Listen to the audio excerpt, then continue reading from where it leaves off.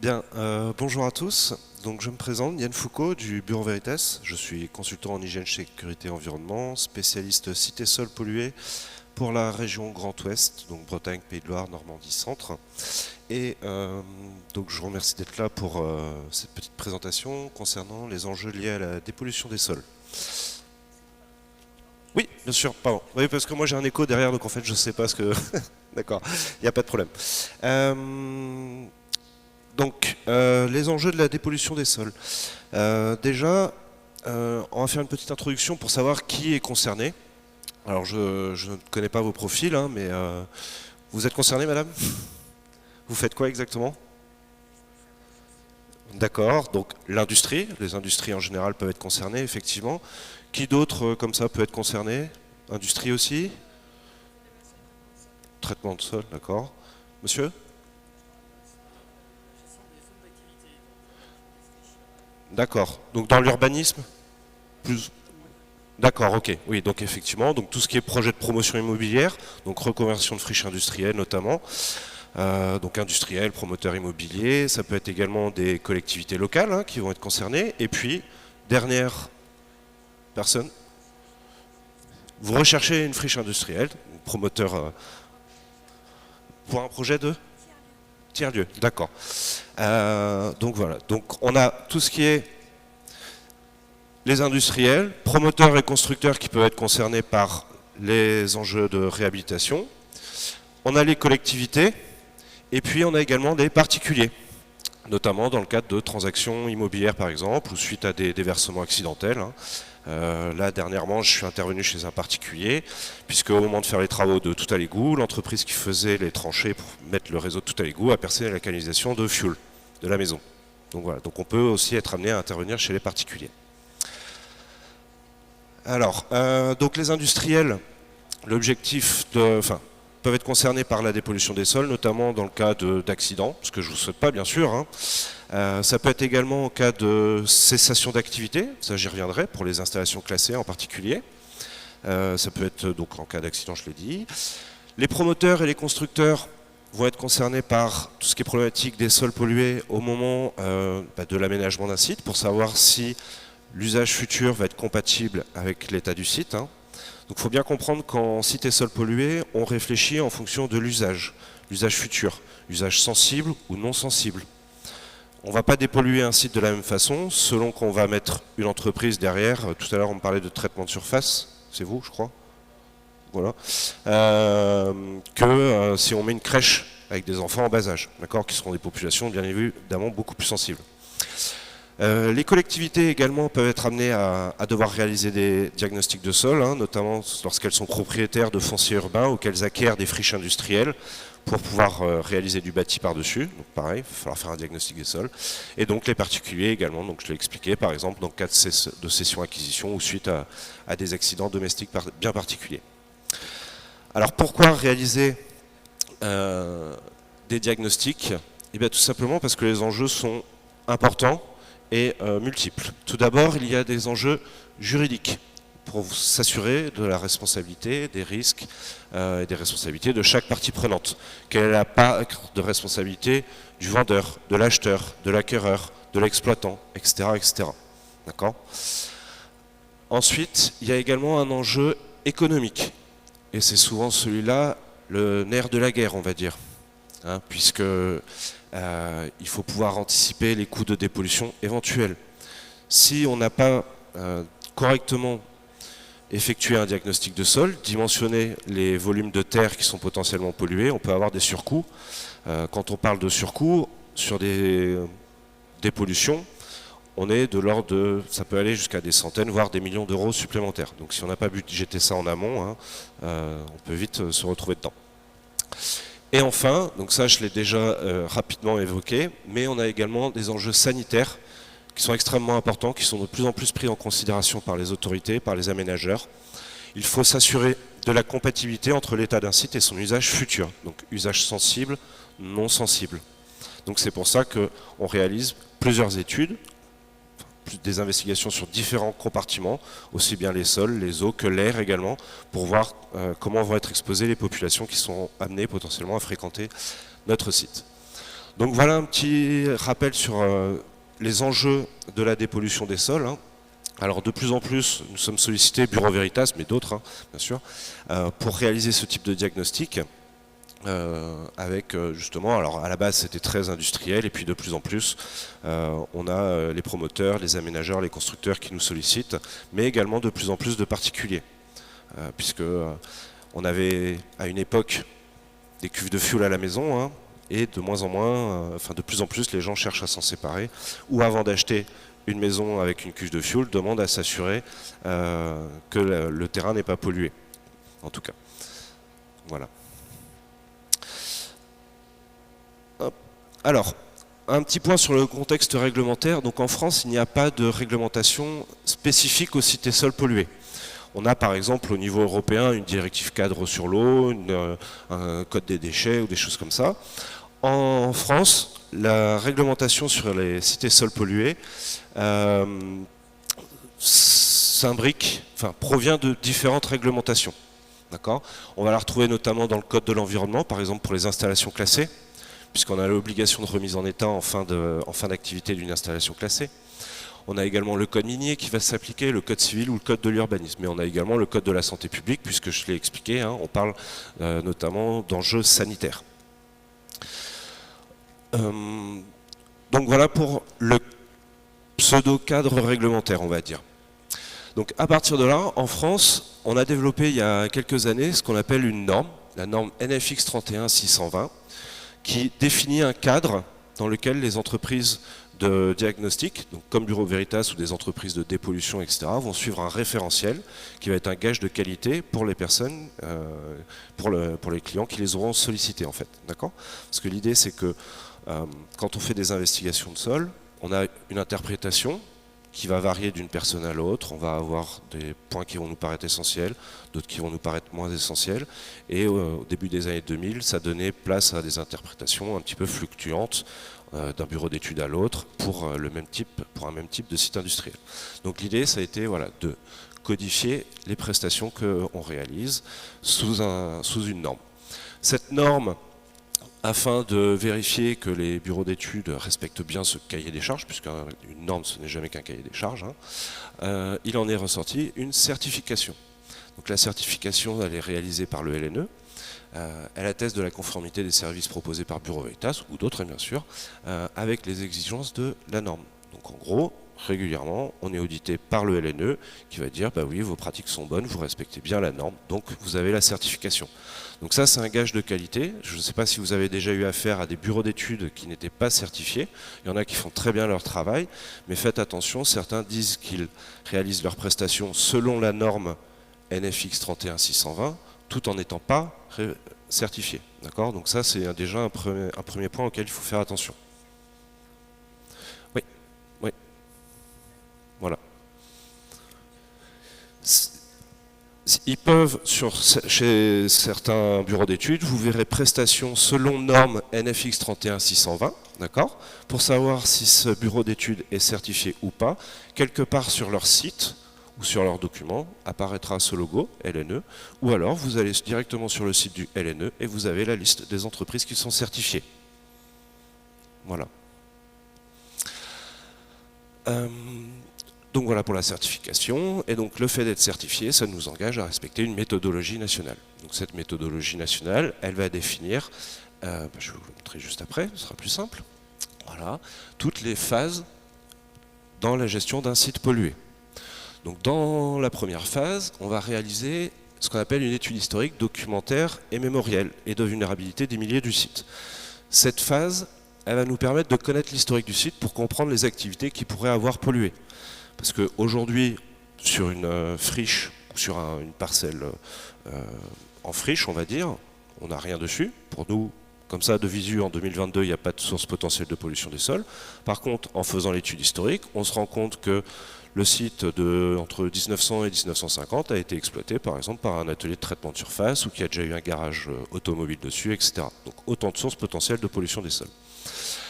Donc c'est pour ça, si vous avez déjà eu affaire à des bureaux d'études en dépollution, ils vous ont dit, est-ce que vous avez déjà fait une étude info, une mission info? Ça correspond à ce qu'on appelle une mission info, information relative à l'étude historique du site. Alors, pour avoir les informations, on a plusieurs bases de données. On a déjà la revue des photographies aériennes. Donc, voilà, on va sur le site qui s'appelle Remonter le temps, et puis on peut voir remonterletemps.fr tout simplement. Et puis on remonte le temps et on voit un peu l'évolution de la parcelle qui concerne notre site. En général, vous pouvez remonter jusqu'à 1945, voire un peu avant. Après, on ne pourra pas aller plus tôt parce qu'avant, il n'y avait pas d'appareil photo. On a également tout ce qui est archives qu'on peut consulter. Archives municipales, préfectorales, départementales. Ça, c'est notamment vrai pour tout ce qui est installation classée. Alors des fois, on a des dossiers qui sont vides, avec 2 coupures de presse par exemple. Et puis des fois, on a une série de boîtes à archives qui vous prennent la salle. Donc bon, voilà. Une fois qu'on a fait ça, cette partie étude historique et documentaire, ça va nous permettre de définir un plan d'investigation précis, enfin plus précis, d'accord ? Donc on va passer à la phase d'investigation, avec notamment en première approche des investigations sur les sols, et à partir de là, on va vous dire si oui ou non votre site est pollué, s'il est pollué à quel niveau, est-ce que c'est compatible ou pas avec l'usage futur qui est prévu. En fonction de ces investigations de site, donc s'il n'y a pas de pollution, bah, fin du problème, hein, vous faites ce que vous voulez dessus. Hein. Par contre, s'il y a une pollution, on va revenir, on va faire des investigations complémentaires sur les sols, en plus, sur les eaux souterraines, sur l'air, etc., etc.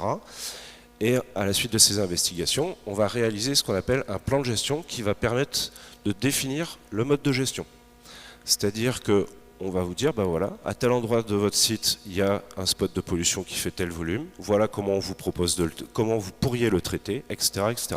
Et vous, avec ce plan de gestion, ensuite, vous allez vous tourner vers les entreprises de dépollution qui, elles, sont certifiées pour réaliser les travaux de réhabilitation du site. D'accord ? Donc ça, ensuite, une fois qu'on a fait les travaux, donc c'est cette phase-là, et ensuite, on va éventuellement réaliser ce qu'on appelle un contrôle, une surveillance ou une mise en place de restrictions d'usage. D'accord ? Des servitudes ou des choses comme ça. Oui ?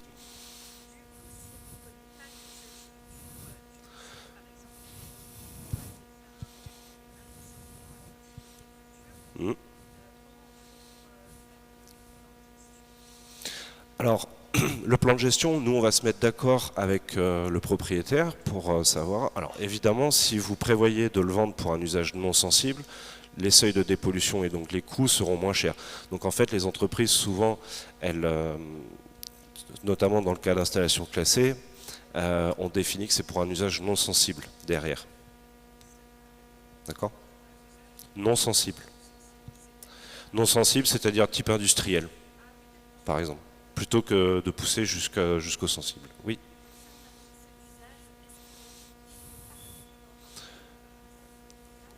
Oui. Oui. Oui. Oui, oui. Moi, ça m'est déjà arrivé. C'était une communauté de communes qui était propriétaire d'une ancienne friche industrielle, qui souhaitait à un endroit faire des habitations, à un autre endroit un jardin public, à un autre endroit mettre une pépinière d'entreprise et à un autre endroit des potagers. Donc on avait différents types d'usages. Donc on avait fait le plan de gestion en conséquence. Donc le plan de gestion, on vous propose par zone ce qui est les objectifs de dépollution à atteindre par zone. Donc s'il y a une zone qui a un usage sensible, on vous proposera des objectifs de dépollution pour parvenir à cet objectif, et une autre zone qui va être sensible ou non sensible, pareil, enfin à chaque fois on peut adapter comme ça. D'accord ? Oui. Alors, ça, alors ça dépend de notre charge de travail, si on a les réponses relativement rapidement, mais en gros là on va être sur 2-3 semaines. D'accord ? Jusqu'à ici, il faut compter 2 mois, si les investigations ne sont pas trop longues, etc. Pour aller jusqu'au plan de gestion, jusqu'à la remise du plan de gestion, il faut quand même compter 6 à 8 mois. D'accord ? Donc en fait, ce qu'il faut comprendre, c'est que c'est une démarche itérative. D'accord ? C'est qu'on va être amené à revenir probablement plusieurs fois sur le site.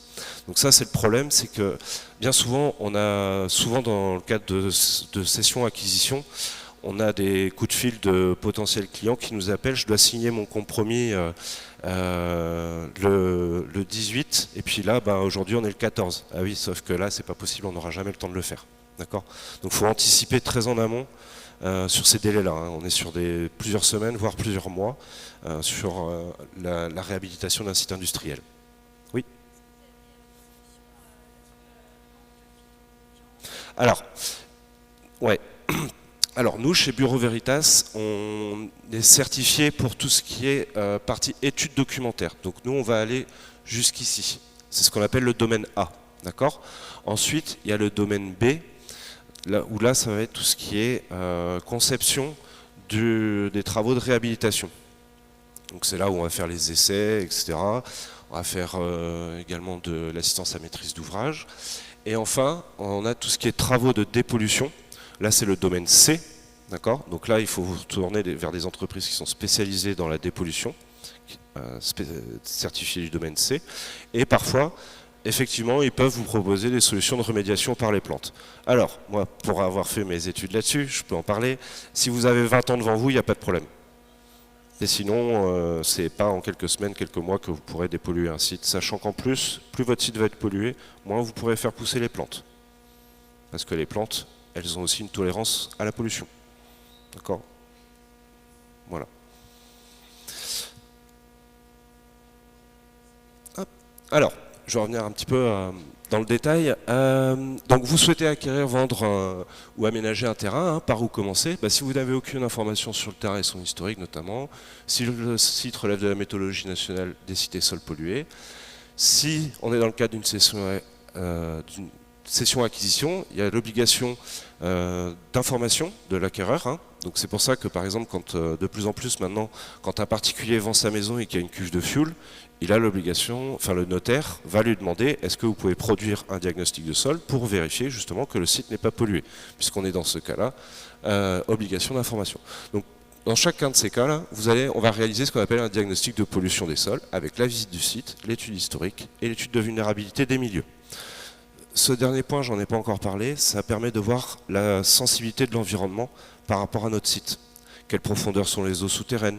Est-ce qu'on est dans une zone naturelle remarquable? Quelle est la typologie du sol? Puisqu'en fonction de la nature du sol, la pollution va plus ou moins migrer à travers le sol. Donc voilà, donc ça c'est la première phase. Voilà par exemple ce qu'on obtient comme données. Ici j'ai une parcelle qui est vide, aujourd'hui. Par contre à une époque, donc en faisant la revue des photographies aériennes, en allant aux archives, je me rends compte que à l'époque, j'avais des stockages particuliers, donc là de l'alcool, etc., etc.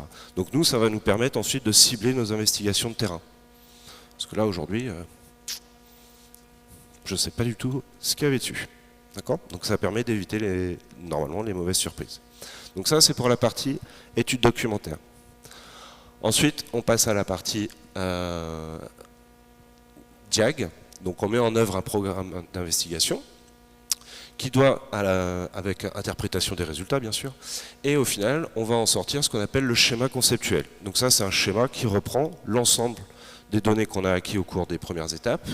Donc on a identifié les différentes sources potentielles de pollution, la nature des sols, la profondeur des eaux souterraines, etc. Le contexte environnemental, là on est dans une zone industrielle, et puis en fonction des résultats des investigations, on va dire à quel endroit c'est pollué et s'il y a des voies de transfert prédominantes ou pas. Donc par exemple, on a identifié qu'il y avait des hydrocarbures dans les sols, donc il y a un risque que ça aille dans la nappe. Donc suite à ce premier diagnostic, s'il y a un risque pour les eaux souterraines, on va proposer de poser ce qu'on appelle un réseau de piézomètres. Voilà, donc ça permet d'aller voir les eaux souterraines. Et enfin, une fois qu'on a fait toutes ces premières étapes, donc on arrive au plan de gestion. Donc l'objectif du plan de gestion, hein, c'est de supprimer les sources de pollution, dans l'idéal, bien sûr. Maîtriser les voies de transfert si on ne peut pas supprimer les sources de pollution. Et on va faire ce qu'on appelle un bilan coût-avantage. Donc c'est-à-dire qu'on va vous proposer une ou deux solutions, enfin 2 ou 3 mêmes solutions de dépollution, qui nous paraissent les moins chères, et ensuite vous allez aller les soumettre à une entreprise de dépollution. Ce plan de gestion, il est validé par une analyse des risques sanitaires, c'est-à-dire qu'on va modéliser l'exposition de populations sur le site à des contaminations résiduelles qui pourraient rester en place, et on va voir si c'est compatible ou pas.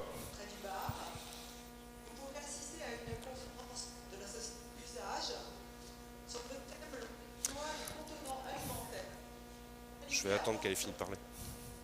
Voilà.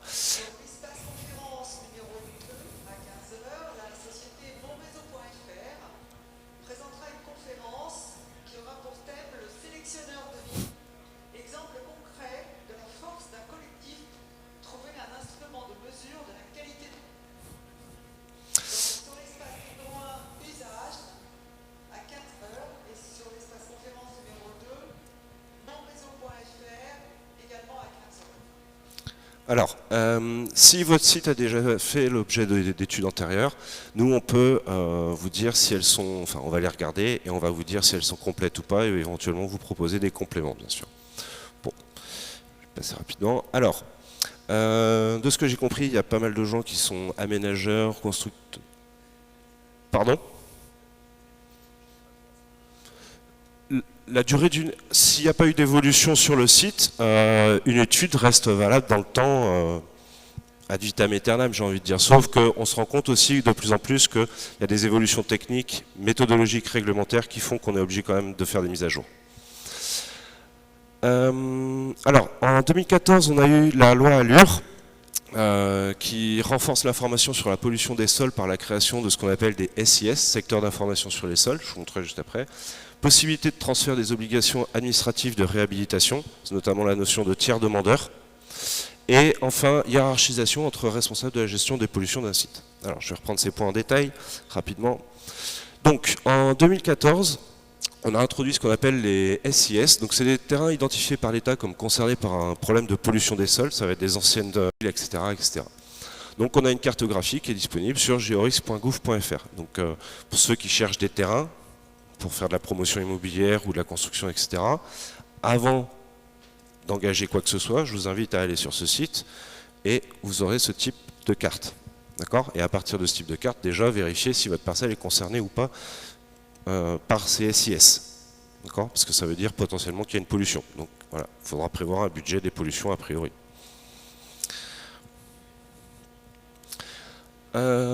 Sur ces terrains répertoriés en SIS, dans le cas d'un permis de construire ou d'aménager, il y a obligatoirement ce qu'on appelle une attestation, ATES, qui devrait être fournie. Cette attestation, elle garantit la compatibilité entre l'usage futur du site et l'état des milieux en place. C'est-à-dire qu'une fois qu'on a fait le diagnostic des sols, on fait ce diagnostic pour dire OK pour mettre une maison en rez-de-chaussée.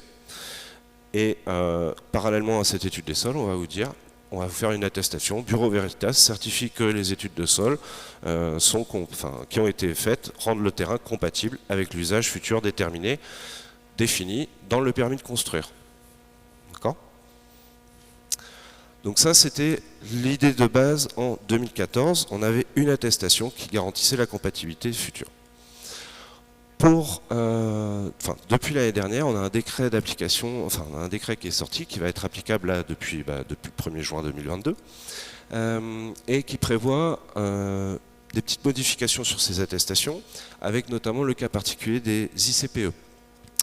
Donc, les installations classées pour la protection de l'environnement, donc mon collègue en a parlé un petit peu juste avant, vous savez, différents régimes, et pour ces installations classées, vous avez obligation pour les installations soumises à autorisation, enregistrement ou déclaration, de faire attester de la remise en état d'un site par une entreprise certifiée. Donc en fin d'activité, les installations classées ont obligation de remettre en état leur site, et pour ça, elles doivent réaliser donc un diagnostic de sol avec une attestation.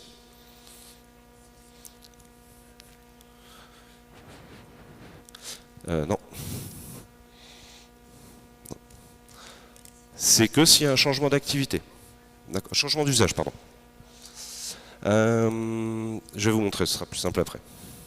Voilà. Donc pour les ICPE, voilà la nouvelle procédure qui est à suivre depuis le 1er juin. Donc on notifie au préfet la cessation de l'activité avec les mesures de mise en sécurité du site. Donc j'ai enlèvement des déchets, enlèvement des cuves, etc., etc. À l'instant T, on a l'arrêt définitif de l'installation. Donc là, on va faire la mise en sécurité et il y aura une première ATES à fournir. C'est un premier type d'ATES, je vous les remontrerai après, qu'il faudra fournir aux autorités pour montrer que la mise en sécurité a bien été faite. Entre la mise en sécurité et 6 mois, on va faire un mémoire de réhabilitation. En gros, c'est là où on va faire le diagnostic de sol, avec les mesures de gestion, la dépollution qui est envisagée, etc. Et là, ça va donner lieu à une seconde ATES. Une fois que le préfet a le mémoire de réhabilitation entre les mains, enfin la DREAL, il va être validé, c'est le plan de gestion, et là on va passer à la phase travaux. Et à la fin de cette phase travaux, on va avoir une nouvelle ATES qui va justifier que les travaux ont bien été faits par rapport à tout ce qui était prévu avant. D'accord? Donc ça fait beaucoup. Non, ici, non.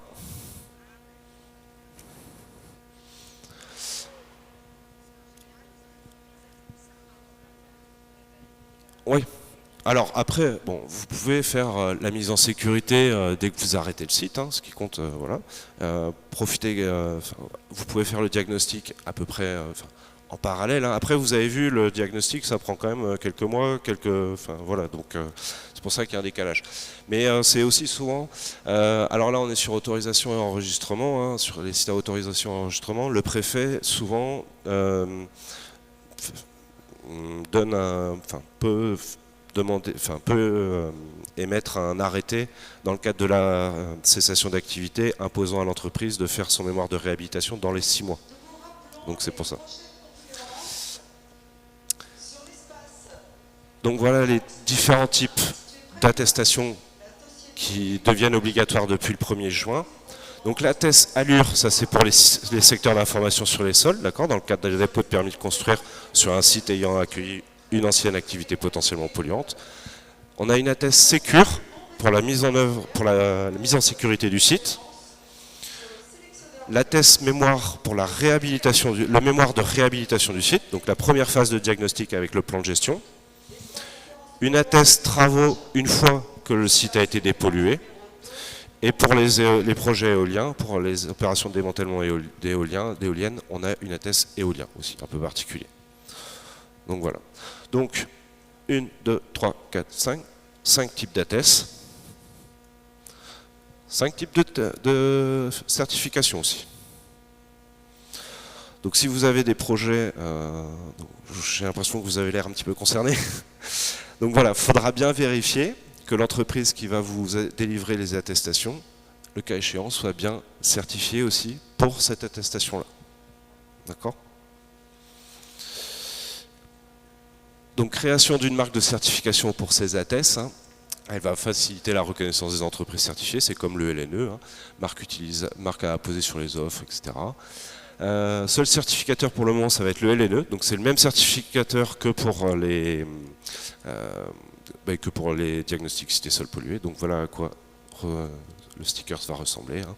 Hein. Et puis voilà, donc à chaque fois on a un référentiel qui va venir encadrer cette certification. Voilà.